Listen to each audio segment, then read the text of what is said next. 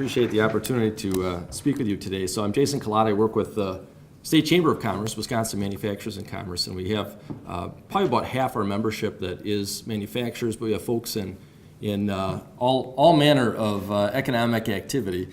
And so this actually has really become quite a hot button issue. In fact, in the last year or so, our board of directors, which is a pretty large group at 52, but they have made now a priority for us as a staff at WMC to try to help figure out solutions. And we've been trying to work with Craig and Mike, the secretary, and folks from the Counties Association and other groups to try to advance that dialogue with the legislature. And so it's important also, we've been talking a lot about local highways. We've talked about the large highway projects, major highways, and mega projects.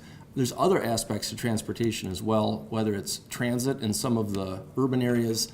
The state has rail and harbor programs that help move freight, which is very important to certain of our member companies. So there's actually a whole basket of issues that make it a little more challenging actually to pull everybody together and to try to get in on the same page. So I do want to acknowledge that. The secretary talked a bit about the a little bit of relief we were getting from the federal government.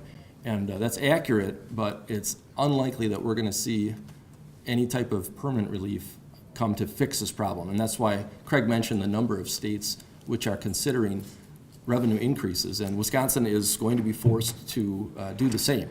And so he talked a little bit about the user fee model that we use. We, of course, have had the user fee model for quite a while. Our general fund, which many other states do use a lot of general fund money to supply their transportation needs. We have a significant challenge in that our Medicaid, our Badger Care program, which has been pretty expansive, covers a lot of folks. Every 2 years when the budget is set, almost a significant amount of the money that comes in the natural growth of those tax revenues gets gobbled up immediately just to cover the costs of Medicaid. A lot of the money that's left over then goes to K-12 schools, and there's really nothing left for transport. I think it's $38 million or so as this year is being transferred from the general fund to transportation, which in a, $6 billion budget? 3.5 billion a year. Right, so $7 billion with a biennium, but $3.5 million a year.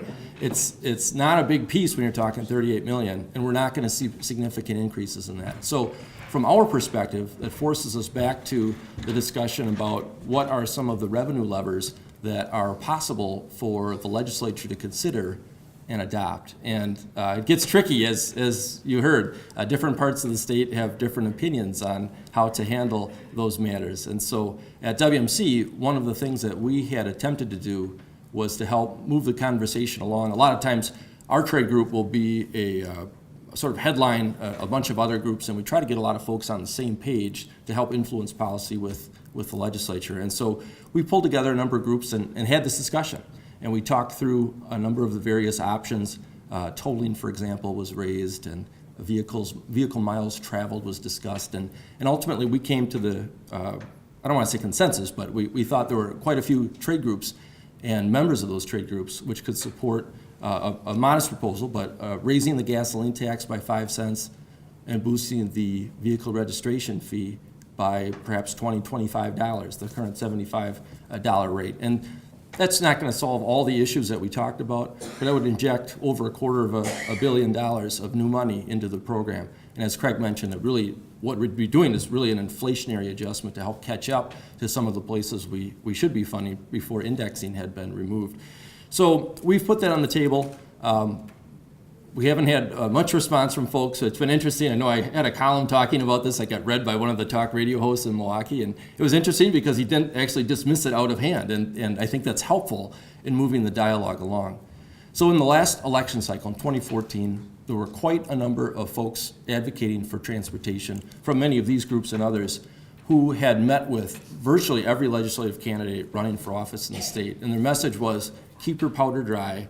Don't go out there and say no to options before you have the chance to vote on things in the upcoming budget. And that was pretty successful, and a lot of folks really didn't comment on, which was helpful.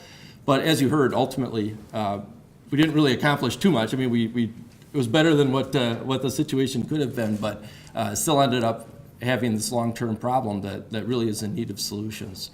And so I think we're probably going to try to see a similar approach, get a lot of folks from the business and and other stakeholders interested in trying to tell legislators, particularly from other parts of the state besides the folks in the delegation here, that we need a solution, and we're going to need more revenue increases. And I think what ultimately is going to come down to is it's going to have to be a combination of perhaps those revenues I talked about.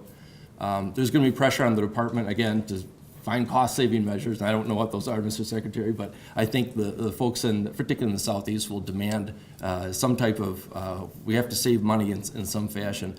And I think people really get at the county and town and municipal level, it's really difficult to do that because that work has already taken place. And then thirdly, we're going to have to re-examine the whole schedule of programs, the highways we want to do. I know for WMC, it's very important, the mega projects, but we also hear from members, the first mile, last mile connections. Talk about moving the soybeans, to get to the barge port in La Crosse, you have to be able to move. Let's say you're going from Wilton, you've got to be able to truck that down a state or perhaps county highway to make that connection. And so that's very important to our members as well. So it's a long road to hoe, but we're engaged to going back at it again. I think we're going to have increasing support from the business community to find a solution, which maybe wasn't as solidified in 2014 as what we'll see in 16 and then leading into the 2017 budget cycle. So I think that's all the comments I wanted to raise today. So I'll wait for your questions. Thank you. Thank you, Jason.